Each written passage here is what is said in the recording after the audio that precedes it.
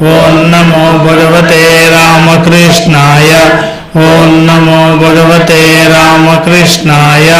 ಓಂ ನಮೋ ಭಗವತೆ ರಾಮಕೃಷ್ಣಾಯ. ಓಂ ನಮೋ ಭಗವತೆ ರಾಮಕೃಷ್ಣಾಯ. ಓಂ ನಮೋ ಭಗವತೆ ರಾಮಕೃಷ್ಣಾಯ. ಓಂ ನಮೋ ಭಗವತೆ ರಾಮಕೃಷ್ಣಾಯ. ಓಂ ನಮೋ ಭಗವತೆ ರಾಮಕೃಷ್ಣಾಯ. ಓಂ ನಮೋ ಭಗವತೆ ರಾಮಕೃಷ್ಣಾಯ. ಓಂ ನಮೋ ಭಗವತೆ ರಾಮಕೃಷ್ಣಾಯ. ಓಂ ನಮೋ ಭಗವತೆ ರಾಮಕೃಷ್ಣಾಯ. ಓಂ ನಮೋ ಭಗವತೆ ರಾಮಕೃಷ್ಣಾಯ. ಓಂ ನಮೋ ಭಗವತೆ ರಾಮಕೃಷ್ಣಾಯ. ಓಂ ನಮೋ ಭಗವತೆ ರಾಮಕೃಷ್ಣಾಯ. ಓಂ ನಮೋ ಭಗವತೆ ರಾಮಕೃಷ್ಣಾಯ. ಓಂ ನಮೋ ಭಗವತೆ ರಾಮಕೃಷ್ಣಾಯ. ಓಂ ನಮೋ ಭಗವತೆ ರಾಮಕೃಷ್ಣಾಯ. ಶ್ರೀರಾಮಕೃಷ್ಣಾರ್ಪಣಮಸ್ತು.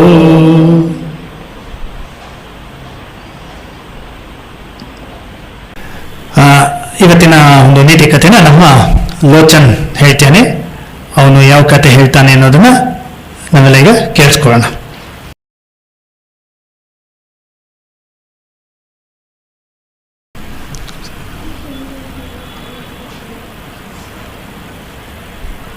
ಎಲ್ಲರಿಗೂ ಜಯ ರಾಮಕೃಷ್ಣ. ನನ್ನ ಹೆಸರು ಲೋಚನ್, VMS ನಂಬರ್ 382. ಇವತ್ತು ನಾನು ನಿಮ್ಮೊಂದಿಗೆ ಮಹಾಭಾರತದಲ್ಲಿ ನಡೆಯುವಂತಹ ಒಂದು ಸಣ್ಣ ಘಟನೆಯನ್ನು ಹಂಚಿಕೊಳ್ಳುವೆ. ಮಹಾಭಾರತದಲ್ಲಿ ನಡೆಯುವ ಕುರುಕ್ಷೇತ್ರ ಯುದ್ಧದಲ್ಲಿ ಅರ್ಜುನನು ತನ್ನ ರಥವನ್ನು ತಂದು ಕರ್ಣನ ಮುಂದೆ ಅವರಿಬ್ಬರ ನಡುವೆ ಒಂದು ಯುದ್ಧ ನಡೆಯುತ್ತದೆ. ಅವರಿಬ್ಬರು ಬಾಣ ಬಿಲ್ಲು ವಿದ್ಯೆಯಲ್ಲಿ ಸರಿಸಾಟಿಯಾಗಿರುತ್ತಾರೆ. ಇಬ್ಬರ ಕಡೆಯಿಂದಲೂ ಬಾಣದ ಸುರಿಮಳೆಯಾಗುತ್ತದೆ. ಅವರಿಬ್ಬರ ಯುದ್ಧದ ನಡುವೆ ಅರ್ಜುನನ ಬಾಣದಿಂದ ಕರ್ಣನ ರಥವು ಎಷ್ಟೋ ದೂರ ಹಿಂದಕ್ಕೆ ಹೋಗುತ್ತಿರುತ್ತದೆ. ಅದೇ ಕರ್ಣನ ಬಾಣದ ಶಕ್ತಿಯಿಂದಾಗಿ ಅರ್ಜುನನ ರಥವು ಕೇವಲ 7 ಅಡಿಯಷ್ಟು ಹಿಂದೆ ಹೋಗುತ್ತದೆ. ಇದನ್ನು ನೋಡುತ್ತಾ ಇದು ಮತ್ತೆ ಮತ್ತೆ ಮತ್ತೆ ರಿಪೀಟ್ ಆಗ್ತಾ ಕರ್ಣನ ಬಾಣವು ಪ್ರತಿ ಸಾರಿ ಅರ್ಜುನನ ರಥಕ್ಕೆ ತಾಗಿ 7 ಅಡಿಯಷ್ಟು ಹಿಂದಕ್ಕೆ ಹೋದಾಗಲೆಲ್ಲ ಅರ್ಜುನನ ಸಾರಥಿಯಾಗಿದ್ದ ಶ್ರೀಕೃಷ್ಣನು ಕರ್ಣನನ್ನು ಎಷ್ಟು ಬಲಶಾಲಿಯಾಗಿದ್ದಾನೆ ಕರ್ಣ ಎಂದು ಪ್ರಶಂಸಿಸುತ್ತಿದ್ದನು. ಆದರೆ ಅರ್ಜುನನ ಬಾಣದಾಗಿ ಕರ್ಣನ ರಥವು ಎಷ್ಟೋ ಅಡಿ ಹಿಂದಕ್ಕೆ ಹೋದರು ನೋಡಿಯೂ ಕೂಡ ಕೃಷ್ಣನು ಏನು ಹೇಳದೆ ಸುಮ್ಮನೆ ಇರುತ್ತಿದ್ದನು. ಇದು ಪ್ರತಿ ಸಾರಿ ಇದು ಆಗ್ತಾ ಹೋಯ್ತು. ಹಂಗೆ ಮುಂದೆ ಅರ್ಜುನನು ತನ್ನ ಶಾಂತತೆಯನ್ನು ಬಿಟ್ಟು ಅವನು ಕೃಷ್ಣನಲ್ಲಿ ಒಂದು ಪ್ರಶ್ನೆಯನ್ನು ಕೇಳುತ್ತಾನೆ. ಹೇ ಕೃಷ್ಣ, ಓ ವಾಸುದೇವ, ನೀನು ಇದೆಂತಹ ಪಕ್ಷಪಾತವನ್ನು ಮಾಡುತ್ತಿರುವೆ? ನನ್ನ ಬಾಣದಿಂದಾಗಿ ಕರ್ಣನ ರಥವು ಎಷ್ಟೋ ಅಡಿ ಹಿಂದೆ ದೂರಕ್ಕೆ ಹೋಗುತ್ತಿದೆ. ಆದರೆ ನೀವು ಕರ್ಣನ ಬಾಣವು ತಾಗಿ ನಮ್ಮ ರಥವು ಕೇವಲ 7 ಅಡಿ ಹಿಂದಕ್ಕೆ ಹೋಗುತ್ತಿದೆ. ಇದನ್ನು ನೋಡಿಯೂ ಕೂಡ ತಾವು ಕರ್ಣನು ಮಹಾವೀರನಾಗಿದ್ದಾನೆ ಎನ್ನುವುದು ಸರಿಯೇ ಎಂದು ಕೃಷ್ಣನಲ್ಲಿ ಪ್ರಶ್ನೆ ಕೇಳುತ್ತಾನೆ. ಇದಕ್ಕೆ ಕೃಷ್ಣನು, ಏ ಪಾರ್ಥ, ನಾನು ಹೇಳುತ್ತಿರುವುದು ಇಲ್ಲಿ ಸರಿಯಾಗಿಯೇ ಇದೆ. ಕರ್ಣನು ನಿಜಕ್ಕೂ ಬಲಶಾಲಿಯಾಗಿದ್ದಾನೆ. ನೀನು ನಿನ್ನ ರಥದ ಮೇಲೆ ನೋಡು. ನಿನ್ನ ರಥದ ತುದಿಯಲ್ಲಿ ಈ ಪ್ರಪಂಚದಲ್ಲಿ ಅತಿ ಶಕ್ತಿಶಾಲಿಯಾದ ವೀರ ಹನುಮಂತನಿದ್ದಾನೆ. ಹಾಗೆ ನಿನ್ನ ಮುಂದೆ ಸಾರಥಿಯಾಗಿ ಸಾಕ್ಷಾತ್ ನಾನೇ ಇರುವೆ. ಆದರೂ ಕೂಡ ನಿನ್ನ ರಥವು ಕರ್ಣನ ಬಾಣದಿಂದಾಗಿ 7 ಅಡಿ ಹಿಂದಕ್ಕೆ ಹೋಗುತ್ತಿದೆ. ಅದೇ ನಾವು ಇಲ್ಲದಿದ್ದರೆ ನಿನ್ನ ರಥವು ಇಷ್ಟೊತ್ತಿಗೆ ಇರುತ್ತಿರಲಿಲ್ಲವೋ ಏನೋ ಎಂದು ಕೃಷ್ಣನು ಹೇಳುತ್ತಾನೆ. ಅರ್ಜುನನು ಈ ಸತ್ಯವನ್ನು ಅರಿತಾಗ ಅವನು ಸುಮ್ಮನೆ ಆಗ್ತಾನೆ. ಮುಂದೆ ಅವನಿಗೆ ಯುದ್ಧದ ಕೊನೆಯ ದಿನದಲ್ಲಿ ಸತ್ಯದ ಒಂದು ಅರಿವು ಆಗುತ್ತದೆ. ಅರ್ಜುನನು ತನ್ನ ಶಕ್ತಿಯಲ್ಲಿ ತುಂಬಾ ವಿಶ್ವಾಸ ಇಟ್ಟಿರುತ್ತಾನೆ. ಹಾಗೂ ಯುದ್ಧದ ಕೊನೆಯ ದಿನದಲ್ಲಿ ಸಾಮಾನ್ಯವಾಗಿ ಸಾರಥಿಯಾಗಿದ್ದ ಕೃಷ್ಣನು ಪ್ರತಿ ಸಾರಿ ಯುದ್ಧ ಮುಗಿದ ನಂತರ ಅರ್ಜುನನಿಗೆ ರಥದ ಬಾಗಿಲು ತೆಗೆಯುತ್ತಿದ್ದರು. ಆದರೆ ಕೊನೆಯ ದಿನದಲ್ಲಿ ಶ್ರೀಕೃಷ್ಣನು ಅರ್ಜುನನಿಗೆ ರಥದಿಂದ ಇಳಿದು ಸ್ವಲ್ಪ ದೂರ ಹೋಗಲು ಹೇಳುತ್ತಾರೆ. ನಂತರ ಅರ್ಜುನನು ಸ್ವಲ್ಪ ದೂರ ನಡೆದ ಮೇಲೆ ಕೃಷ್ಣನು ಕೂಡ ರಥದಿಂದ ಇಳಿಯುತ್ತಾರೆ. ನಂತರ ಆ ರಥವು ನೋಡಿದ ಹಾಗೆ ದಗ ಎಂದು ಹೊತ್ತಿ ಉರಿದು ಅಲ್ಲಿಯೇ ಭಸ್ಮವಾಗಿ ಬಿಡುತ್ತದೆ. ಇದನ್ನು ನೋಡಿ ಅರ್ಜುನನಿಗೆ ತುಂಬಾ ಆಶ್ಚರ್ಯವಾಗುತ್ತದೆ ಹಾಗೂ ಕೃಷ್ಣನನ್ನು ನೋಡುತ್ತಾನೆ. ಕೃಷ್ಣ ಇದಕ್ಕೆ ಓ ಪಾರ್ಥ, ನೀನು ನೋಡಿರುವ ಹಾಗೆ ನಿನ್ನ ರಥವು ಯಾವಾಗಲೂ ಭಸ್ಮವಾಗಿ ಬಿಟ್ಟಿತು. ಮಹಾರಥಿ ಇವರು ಭೀಷ್ಮ ಹಾಗೂ ನಿನ್ನ ಗುರು ದ್ರೋಣಾಚಾರ್ಯ, ಕುಲಗುರು ಕೃಪಾಚಾರ್ಯ ಹಾಗೂ ಮಹಾರಥಿ ಕರ್ಣರ ದಿವ್ಯಾಸ್ತ್ರಗಳಿಂದ ನಿನ್ನ ರಥವು ಭಸ್ಮ ಆಗಿಬಿಟ್ಟಿತು. ಆದರೆ ನಾನು ನನ್ನ ಯೋಗ ಶಕ್ತಿಯಿಂದಾಗಿ ನಿನ್ನ ರಥವನ್ನು, ನಿನಗೆ ಒಂದು ಸಂಕಲ್ಪ ರಥವನ್ನು ಸೃಷ್ಟಿಸಿದ್ದೆ. ಅದಕ್ಕೆ ನೀನು ನಿನ್ನ ರಥದ ಮೇಲೆ ಇದ್ದೆ. ಇಲ್ಲವಾದರೆ ನೀನು ಯಾವಾಗಲೂ ವಿರತನಾಗಿ ಬಿಡುತ್ತಿದ್ದೆ ಎಂದು ಕೃಷ್ಣನು ಹೇಳುತ್ತಾರೆ. ಇದನ್ನು ಕೇಳಿ ಅರ್ಜುನನಿಗೆ ಸತ್ಯ ಅರಿವಾಗುತ್ತದೆ ಹಾಗೂ ಅವನಿಗೆ ತನ್ನ ಕೆಳಗಿದ್ದ ಭೂಮಿ ಮುರಿದು ಪಾತಾಳಕ್ಕೆ ಹೋದ ಹಾಗೆ ಅವನಿಗೆ ಅನ್ನಿಸುತ್ತದೆ. ಹೀಗೆಯೇ ಅರ್ಜುನನ ಹಾಗೆ ಅಹಂ ಎನ್ನುವುದು ನಮ್ಮಲ್ಲಿಯೂ ಇರುತ್ತದೆ. ನಾವು ಅಹಂಕಾರವನ್ನು ಇಟ್ಟುಕೊಳ್ಳಬಾರದು. ನಾವು ಎಷ್ಟೇ ಶ್ರೇಷ್ಠರಾದರೂ ನಾವು ಸದಾ ನಾವು ಅಹಂಕಾರವೆಂಬ ದುರ್ಗುಣವನ್ನು ನಮ್ಮಲ್ಲಿ ಬರುವ ಹಾಗೆ ನೋಡಿಕೊಳ್ಳಬಾರದು. ಹಾಗೆ ಇಲ್ಲಿ ರಥವು ನಮ್ಮ ಶರೀರವಾಗಿ ಹಾಗೂ ಆ ಯುದ್ಧವು ನಮ್ಮ ಮನಸ್ಸಿನ ಒಂದು ಸಂಘರ್ಷಗಳಾಗಿವೆ.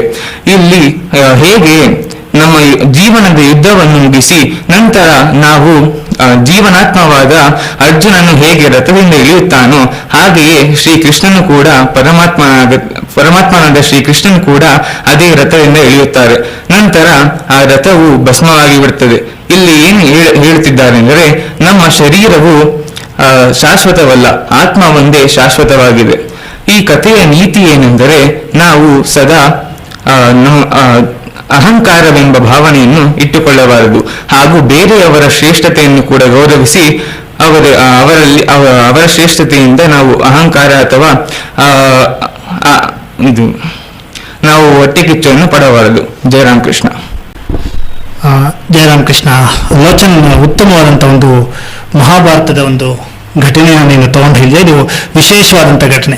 ಸಾಮಾನ್ಯವಾಗಿ ರೆಗ್ಯುಲರ್ ಆಗಿ ಈ ಒಂದು ಘಟನೆ ಎಲ್ಲೂ ಬರಲ್ಲ.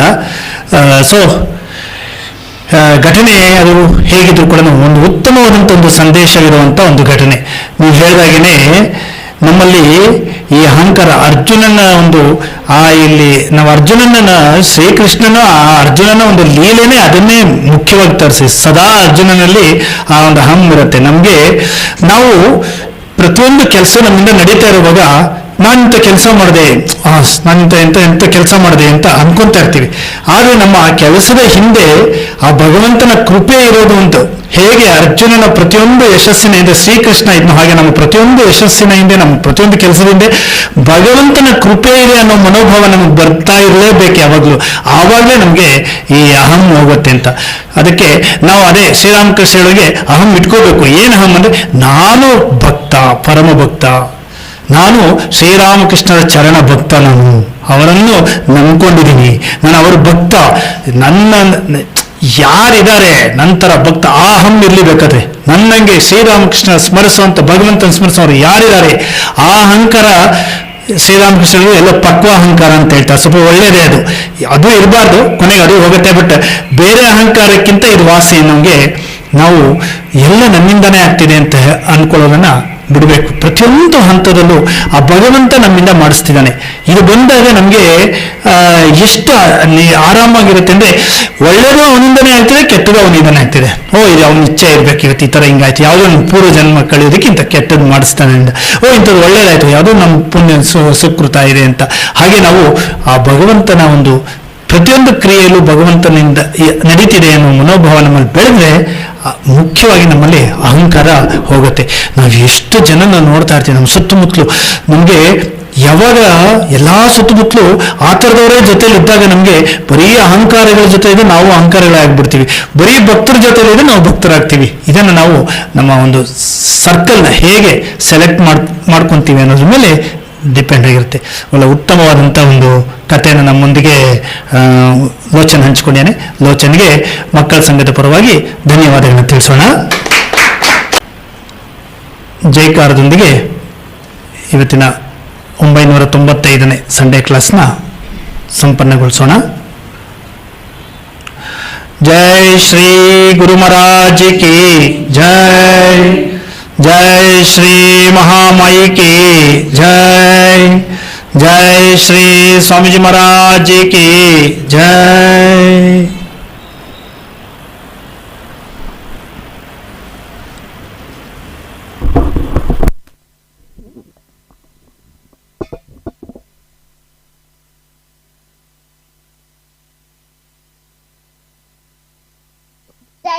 Krishna sir.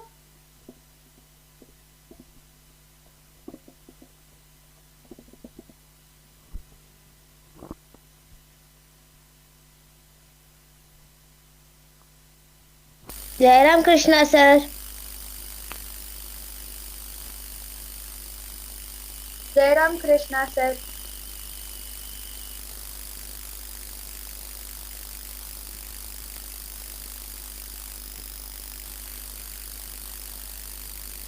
Jayaram Krishna sir.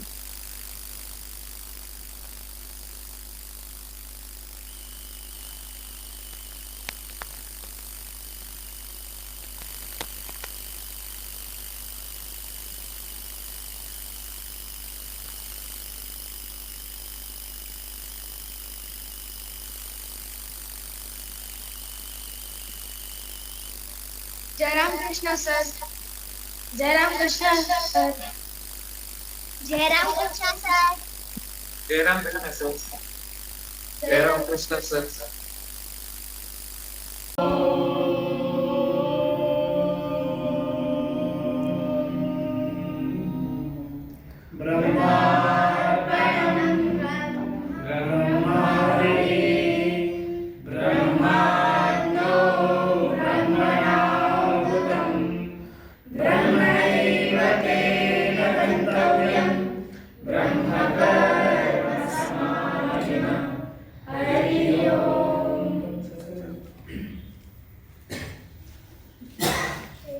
First one is in the